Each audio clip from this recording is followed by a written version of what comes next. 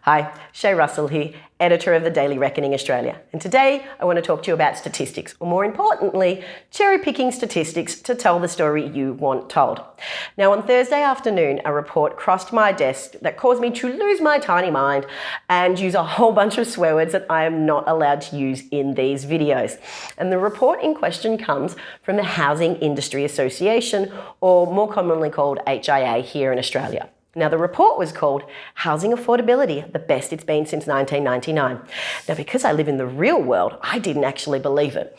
But what caused me to use a whole bunch of swear words and sound like a sailor is actually found in the second paragraph on the first page. And I'm going to read that to you now. The sentence says, for a home buyer with an average income purchasing a median priced dwelling, assuming a 10% deposit, mortgage repayments will consume the smallest proportion of their earnings since 1999. So what's wrong with that sentence in particular? Well, it's the use of average income against median prices. Now, for the statisticians out there, you will know that these are actually two completely different units of measurement. Now, that doesn't make either of them wrong. You're completely free to use average or medians. But if you're trying to compare something, they're not the best way of doing it. Here's why. So when we're talking about an average, to get the answer of that, the simple way to do that is to add up all the numbers and then divide them by the number of numbers. So for example, if you've got 10 different data sets, 10 different numbers, you add them up all together and then you divide that total value by 10. Quite simple. It's called the average, or more commonly known as the mean. The median is slightly different. The median is simply the middle number in a data set. So if you've got, say, a variety of numbers between 1 to 100, you would write them out in numerical order, and then you would pick the number in the middle. Now that is the median. Now, do you see how the average and the median could produce two different types of results?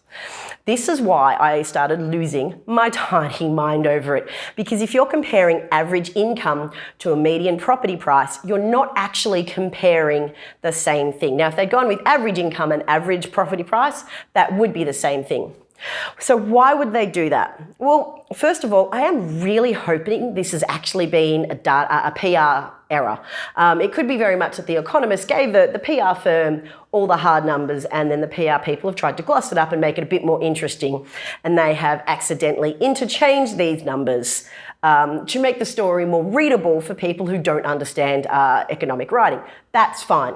What I don't want, but what I do think might be the case, is that this was a deliberate attempt to pick two different types of statistics to tell the story HIA wanted told. And the reason why I'm leaning towards thinking that is when I did a quick bit of Googling around, I was a little bit in a rage, so I can't say it was the most accurate Googling that I've done, but I did find that finding the average income often produced a higher result than the median income in Australia. Same goes with property prices.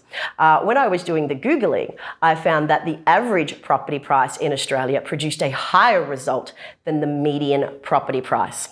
So I'm pretty dubious of this story that HIA once told, and I certainly don't think, given the discrepancy and the fact that I understand basic mathematics, it doesn't make me believe the HIA report anymore.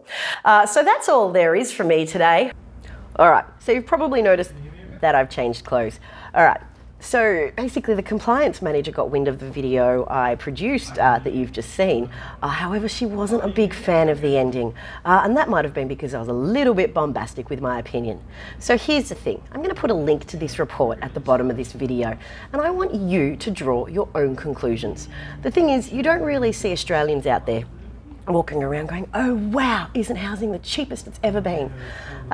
So what I'm going to do is I'm going to hand it over to you. Feel free to pop your comments in it below, have a look at the report, and why don't you tell me what you think? That's all from me. I'll be back next week.